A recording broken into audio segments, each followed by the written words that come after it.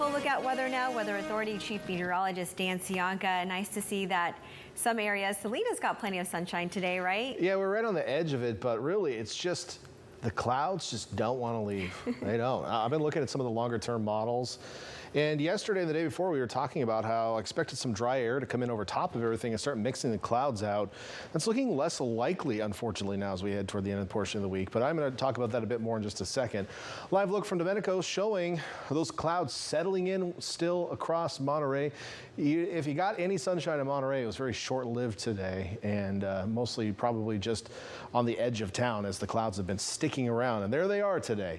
I did want to do an update on our reservoir levels. We haven't done that in a while, and I just wanted to check on the numbers and share them with you today. So here's what I found.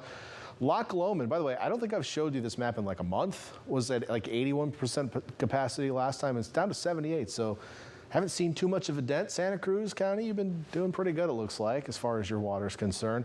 The other two that we track, obviously the lakes in southern Monterey County, which are typically quite low, especially San Antonio. I know they don't even keep it, or don't even let it get to full capacity. But right now, only 9% of capacity, so very low. Lake Nacimiento, last time I showed you this, was like 28 or so percent. It's down about 10% to 18%. So we're looking a little low, obviously.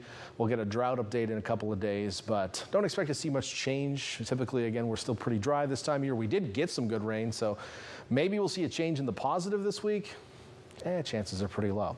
Speaking of low, here's that area of low pressure I was talking about. It is in the upper levels of the atmosphere.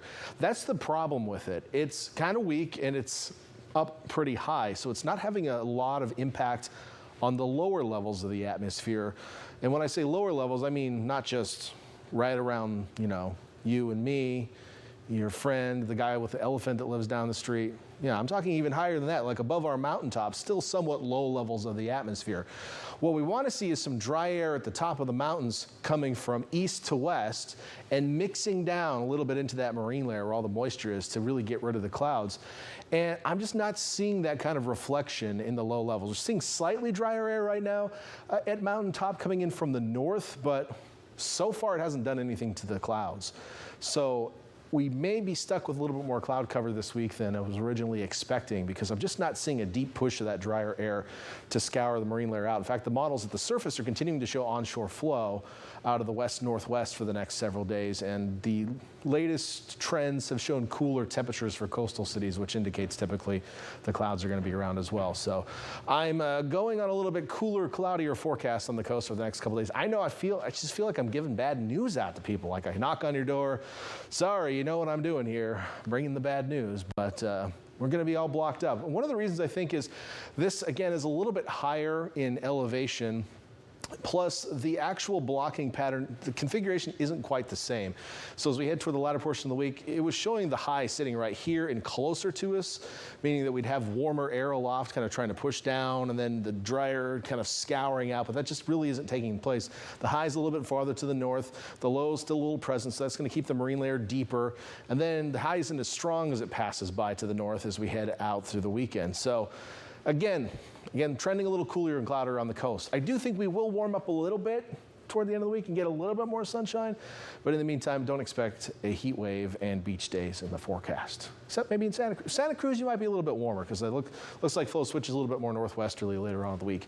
As we look at our futurecast overnight, I'm expecting the low clouds to fill into the valleys. The model's not showing it, but I think they'll be up in the Salinas Valley, Hollister, Gilroy as well. You'll wake up to some low clouds. Can't rule out a little bit of fog, maybe a trace of drizzle out there as well. And then during the afternoon tomorrow, we'll get partial clearing and then have some low clouds hanging out in the south and east sides of the bay. So I do expect more sunshine on the coast tomorrow than we had today, even if it's only just a little bit. And with that, temperatures will be a little bit warmer than today as well for most coastal cities, whereas inland areas will probably stay about the same. We'll get you to 72 in Santa Cruz tomorrow, staying in the 60s in Capitola, in the 70s and 80s into the mountains. Boulder Creek and Ben Lomond being the hot spots tomorrow. Over to the east side of the base, mostly 60s out there. 69 in Prunedale, 71 in Salinas, 80s into our northern valleys, as warm as maybe 84 there in Gilroy. Over to Monterey and the peninsula, expecting highs mostly in the low to mid 60s, 66 in Monterey and Seaside tomorrow. And then farther south, 70s nearest the coast, 80s and maybe a couple spots touching the 90s still tomorrow afternoon. So for the next 7 days, as I mentioned, a cool down our 7-day forecast on the coast a bit. Now our normal coastal high this time of year actually should be 71. So it looks like we're going to stay at or below that for the next 7 days, although we'll warm up a little bit, I think, toward the end of the week. And inland cities, you are supposed to be around 81 this time of year, and you'll see temperatures staying pretty close to that for the next couple days and then maybe cooling down a touch through the weekend. We're back after this. Get